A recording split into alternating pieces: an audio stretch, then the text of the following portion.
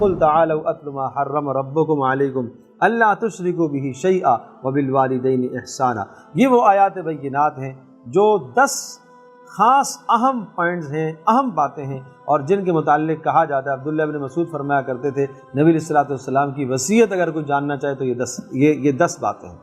اور تورات میں بھی، انجیل میں بھی تمام کے تمام آسمانی علوم ان 10 باتوں پر اتفاق کرتے ہیں۔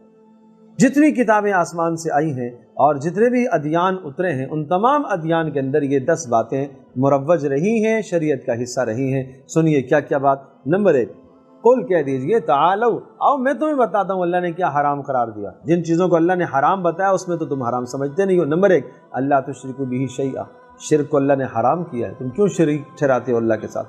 نمبر 2، وبالوالدین احسانا، اللہ پاک نے تو حکم دیا ماں باپ کے ساتھ حسن سلوک کرو، تو ماں باپ کے ساتھ بدتمیزی کرنا حرام ہے۔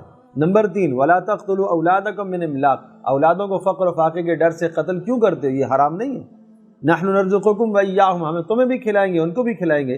اور نمبر 4، ولا تقربوا الفواحش ما ظہر منها وما بطن، بے حیائی کے قریب مت جانا، زنا اور بے حیائی کے تمام اسباب کے قریب نہ جانا، وہ چاہے بولنے سے تعلق رکھے، چاہے دیکھنے سے تعلق رکھے، چاہے سننے سے تعلق رکھے، چاہے پکڑنے سے تعلق رکھے، چاہے چلنے سے تعلق رکھے، کسی بھی قسم کی بے حیائی اس کے پاس نہیں جانا، یہ حرام ہے۔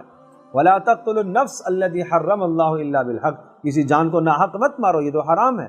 ذالکم وصاکم بہ، یہ اللہ کی وصیتیں ہیں تاکہ تم سمجھو۔ ولا تقربوا مال الیتیم، چھٹی بات کہ یتیم کے مال کے قریب مت جانا، یہ حرام ہے تمہارے لیے یتیم کا مال بغیر اس کی اجازت کے، اور بغیر اس کی اجازت کے اور بغیر کسی خاص فائدے کے استعمال کرنا۔ خاص فائدے سے مراد کیا ہے کہ یتیم کے مال کو تم نے اپنی تجارت میں لگایا ہے، اور مقصد یہ ہے کہ یہ مال بڑھے گا تو میں یتیم پر خرچ کروں گا، یہ ایک نیک مقصد ہے، تمہیں اجازت ہے۔ واوفوا الکیل والمیزان، 7ویں بات ہے کہ ناپ تول میں ٹھیک ٹھیک تولتے رہنا، برابر کرنا۔ کیا ناپ تول میں کمی کو حرام نہیں کیا ہے؟ لا نکلف نفسا الا وسعها، ہاں اگر کوئی غیر اختیاری طور پر تمہیں کمی بیشی ہو جائے تو اللہ درگزر کرے گا۔ 8ویں بات، وَإِذَا قُلْتُمْ فَاعْدِلُوا، اور جب تم بات کہو تو عدل کے ساتھ بات کرو، انصاف کے ساتھ بات کرو، اور گواہی دو تو ٹھیک ٹھیک گواہی دو۔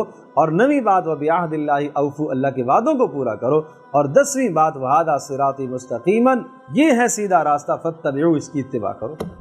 یہ 10 باتیں، وَلَا تَتَّبِعُوا السُّبُلَ فَتَفَرَّقَ بِكُمْ عَنْ سَبِيلِهِ، کئی راستوں پر مت چلو، بھٹک جاؤ گے۔